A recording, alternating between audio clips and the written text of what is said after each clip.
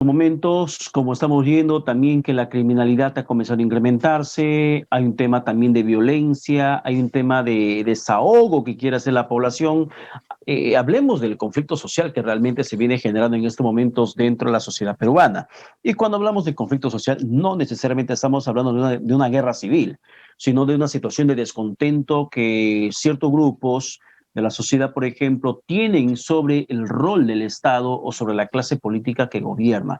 Un hecho particular, por ejemplo, con el cual quisiera conversar o comenzar esta conversación en este bloque del programa con el experto a quien tenemos enlazado a través del Zoom, el señor Miguel Hidalgo, es sobre lo que se viene desatando dentro del clima social de los aportantes al sistema previsional de pensiones. Y yo sé que también el motivo de la entrevista es el tema de seguridad ciudadana, pero quiero partir por allí, señor Hidalgo. El tema de los aportantes, las protestas que se vienen desarrollando, ¿en qué podría terminar si es que no se atiende adecuadamente? Porque hace unos días, por ejemplo, hace 2 semanas, habíamos visto una protesta de los afiliados a la AFP y ONP, y era una población reducida, poca gente realmente haciendo esa protesta.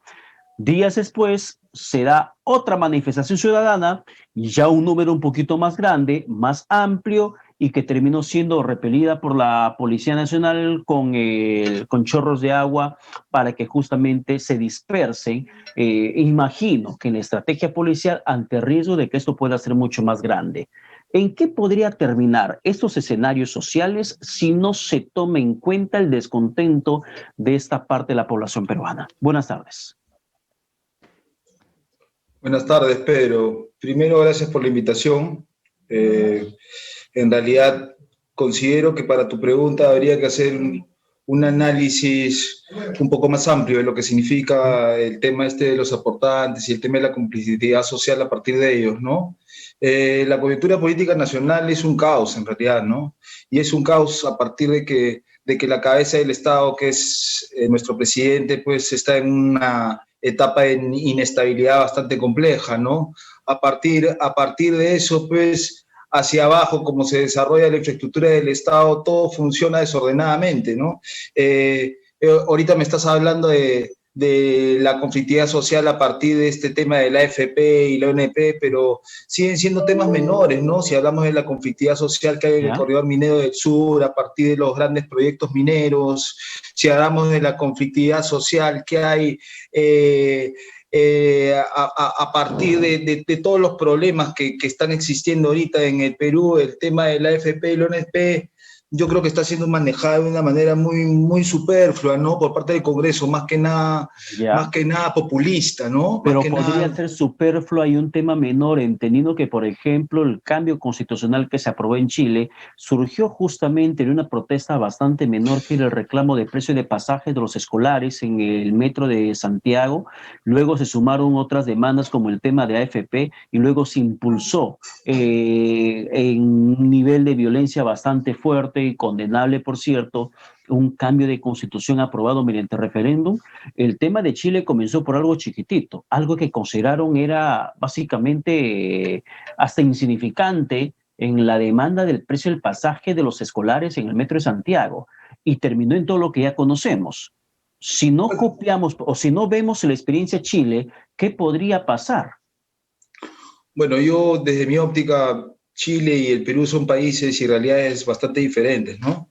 Políticas bastante diferentes funcionan, ¿no? Si bien es cierto, ahorita todavía hay un gobierno de derecha como es el de Piñera, ya se ha aprobado un cambio de constitución ahí, ¿no? El plebiscito y a partir de eso, pues, ¿no? Muchos dicen que en Chile ha ganado la democracia, pero como te digo, yo creo que son realidades completamente distintas, ¿no? ¿En qué nos diferencia Chile de Perú? Si los contextos, por ejemplo, constitucionales son similares, en el sentido de que siempre se menciona que nuestra constitución ha sido copiada a la de Chile y es justamente la constitución chilena la que generó el caos hace unos meses atrás en dicho país, en los vecinos del sur.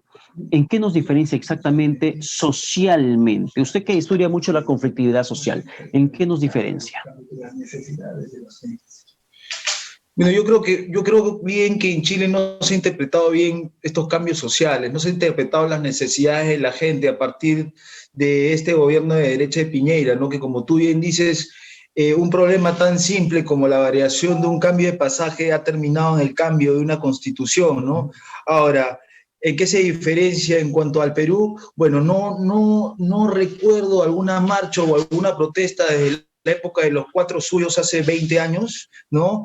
Que termine con algo como la situación en Chile, ¿no? Y recordemos además, si hacemos un análisis de la marcha de los cuatro suyos, donde el presidente Toledo fue el que pues no lideró toda esta marcha, miren después qué ha pasado después de 15 o 18 años, ¿no? Toledo vive en Estados Unidos, prácticamente prófugo un poco del Perú, y bueno, y acá se siguen generando los mismos problemas de siempre, ¿no? Entonces, digamos que esa marcha fue una marcha, pues, ¿no? Que quedó en el olvido. Yo diría, pues, ¿no? Que nos diferenciamos bastante de una realidad como la chilena, ¿no? Si bien es cierto, Chile es un país ahorita con estos problemas tan complejos que tiene y que arraiga a toda su sociedad, el chileno pues tiene un carácter diferente, un carácter más de lucha y además la ¿El economía peruano es chilena, quedado para reclamar su no, derecho? no estoy diciendo que el peruano sea quedado, pero el peruano es un tipo complejo, ¿no? Es un tipo diferente. La palabra no es quedado, ¿no? ¿Más Sino que pacífico podría ser el término correcto?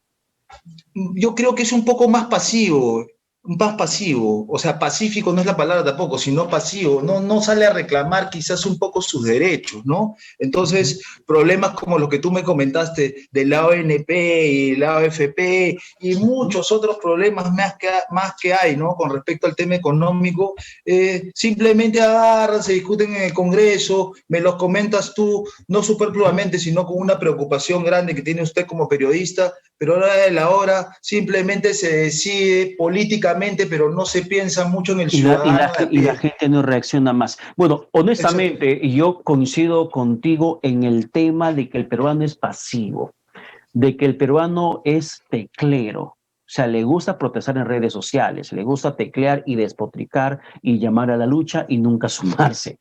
Y No los reclama cambios sus derechos, sociales. sobre todo. O Sí, y sea, los cambios sociales no se dan a nivel de la sociedad, en la población urbana, como si, por ejemplo, exige sus derechos en las zonas mineras, en los corredores mineros. Allí, ¿cuál es la diferencia entre el peruano del campo, de las zonas mineras o petroleras, la población indígena, y los de la zona urbana? ¿Qué lectura no, tiene usted? Porque de uno u otro lado son conflictos sociales más complicados que se presentan en zonas de extracción. las diferencias son grandísimas.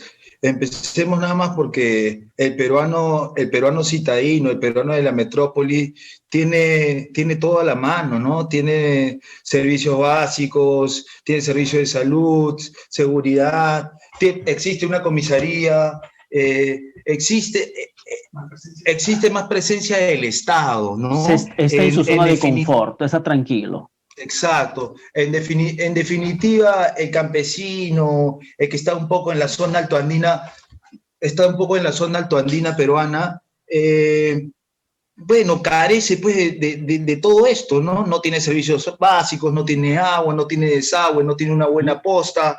Hace nada más 2 semanas estuve en la zona de Arequipa, de Locoña, al fondo, ya casi llegando, viendo de lejos el Pausa Sarazara, y me encuentro pues con unas 15 comunidades pegadas ahí donde se juntan el Marán con el Cotahuasi, que no tienen agua, que no tienen luz, que tienen energía monofásica hasta las 7 de la noche, que durante toda la noche no tienen energía, que viven en quebradas, donde vienen los huaicos cada época de lluvias y se lleva a sus casas, de adobe, de quincha, y nuevamente las vuelven a construir sobre el mismo lado, tienen silos para poder hacer sus necesidades, comen una vez al día, existe desnutrición, existe analfabetismo. Creo que las diferencias son bien, bien grandes, señor periodista. Ya, a ver, pero dentro de esas diferencias que encontramos, lamentablemente, si nos trasladamos a la visión o a la opinión que tiene el citadino, el poblador de la ciudad, con la comisaría, con la biblioteca, con el cine, con el centro comercial, el primer análisis que uno hace normalmente es que, por ejemplo, o al menos lo que se lee en redes sociales, es que la gente que protesta en los conflictos mineros, conflictos socioambientales, no, ellos quieren plata. Solamente quieren plata y quieren extorsionar a la empresa, extorsionar al gobierno para que le den más plata y que ellos viven pobres porque les da la gana, porque solamente quieren plata para su chupadera, para su celular, para su carro, para su buena vida. Solamente quieren plata y no quieren el progreso. Es la lectura que le da. ¿Por qué se genera esa distinta forma de ver sobre el mismo contexto social que afecta a todos los peruanos? En definitiva, yo siento que el trabajo en equipo para todos siempre ha sido necesario, ¿no? Entonces, el trabajo debería estar eslabonado entre Estado, empresa y comunidad, ¿no? Y eso justamente es lo que falta, ¿no? La ausencia del Estado es grandísima en cuanto y tanto estos proyectos, ¿no? El Estado aparece, amigo periodista, cuando es la época del paro, cuando ya paró la operación de la mina.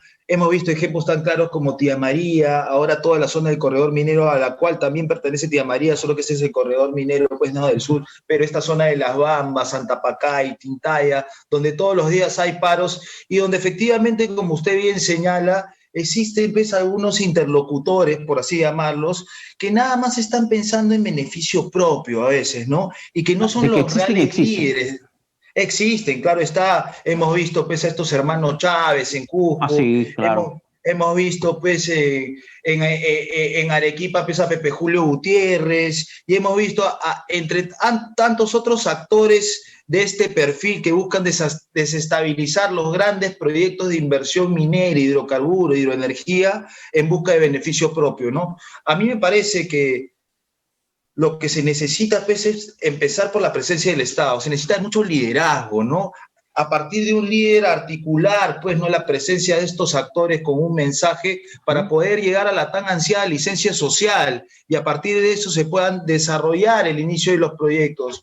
Las comunidades tienen que ser parte de los proyectos, ¿no? Eso quizás... Pero las comunidades son constantemente aisladas, hasta ninguneadas. Por ejemplo, cuando usted me menciona el tema del rol que tiene el Estado sobre esas comunidades, hay un ausentismo total, porque cuántas veces hemos visto las reuniones técnicas, las mesas técnicas de diálogo con actas firmadas que nunca han sido cumplidas, nunca han sido implementadas. Es una situación, por ejemplo, recurrente que pasa no solo en el corredor minero, también pasa en las zonas amazónicas peruanas, en las zonas indígenas, que hasta hace unas semanas se conocía del cierre de un río por parte de las poblaciones indígenas de la zona, reclamando justamente la atención del gobierno con el cumplimiento de actas que habían sido firmadas en el tema de la salud, en el tema de educación. Pero siempre volvemos a creer que solamente quieren plata. Bueno, el tema es bastante complejo, señor periodista, ¿no? Desde mi óptica, yo siento de que a partir de articular bien estos actores, empresa, Estado, comunidad, y haciendo a la comunidad parte del proyecto, quizás habría ahí una arista que señalar, ¿no? Y hacer hincapié, ¿no? Y eso es lo que en algún momento, desde mi óptica, como le digo, se debería llegar, y es hacer que la comunidad sea parte de la utilidad del proyecto, ¿me entiende? Así sea una utilidad mínima, porque lo que pasa es que hay muchos problemas con el canon, señor periodista. O sea, es bonito escuchar, ¿no? Cuando uno escucha y le dicen, bueno, este canon, este fee efectivo para esta comunidad o para este alcalde es de tanto, este otro canon de este proyecto para esta comunidad es tanto, y uno va escuchando los millones, cómo van saliendo, ¿no? Y va escuchando, no, bueno, ¿de qué se quejan estas comunidades? Pero el problema del canon siempre ha sido la distribución. O sea, la distribución del canon es el gran problema que hay, ¿no? Se ha hecho de las dos maneras. Se ha hecho de arriba hacia abajo y de abajo hacia arriba. De arriba hacia abajo que poniendo, pues, no, la empresa, repartiendo hacia el alcalde y de ahí distribuyendo, todo mal. O sea que el alcalde, había corrupción, pérdida de dinero, y después de abajo hacia arriba, presidentes de comunidad que quieren apoyar a sus comunidades, pero en fin, el fee es efectivo igual, no se distribuye bien, se pierde, no llega a la comunidad ese dinero, no llega a que falta una posta y vamos a construir la posta, faltan docentes y vamos a poner docentes. Los colegios, algunos en estas partes, algunos colegios son unidocentes, o sea, Sí, y muchos colegios unidocentes han cerrado por falta de docentes. Exacto, Esa es una como usted bien situación muy dice. crítica que se da dentro del Perú profundo, como lo podríamos catalogar. El Sin canon embargo, debería solucionar primero, señor periodista, los problemas de esa gente en la comunidad más afectada, ¿no? Más afectada por el proyecto, claro está, ¿no? y ahora, Vecinos. para terminar, el tema de pandemia que ha generado mayor impacto en estas comunidades, ¿qué tipo de sociedad se está generando dentro de esas zonas? No, se está generando ahorita una sociedad un poco reprimida, ¿no? En realidad eso es lo que yo siento y lo que veo además, porque como bien le decía, yo trabajo visitando muchas de las comunidades.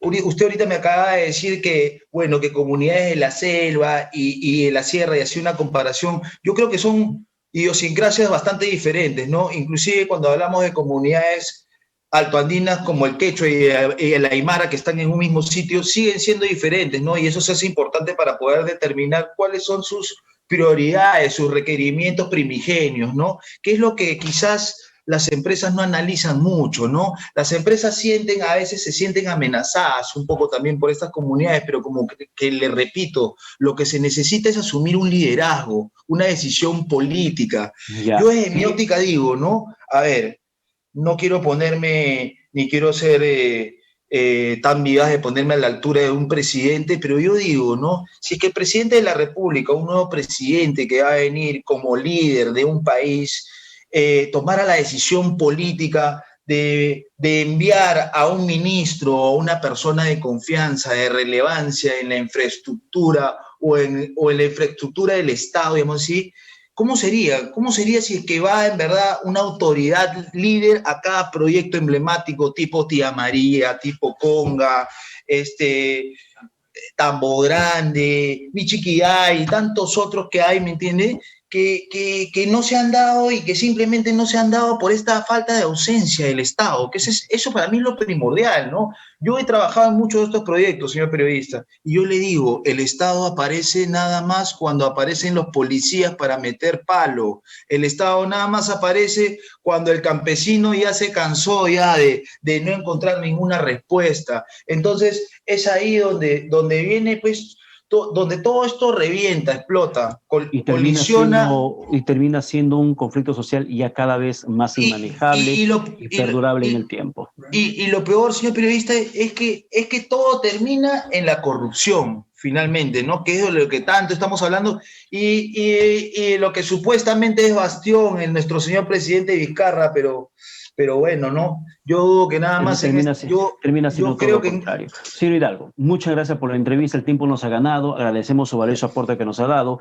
y en ayudarnos a entender un poco más la realidad social del conflicto que se genera en esos tiempos de pandemia y una sociedad peruana tantas veces olvidada, ninguneada y que puede estar en estos momentos generándose un contexto de sentirse reprimidos y algún momento generarse un estallido social mayor, de mayor envergadura. Gracias por la comunicación.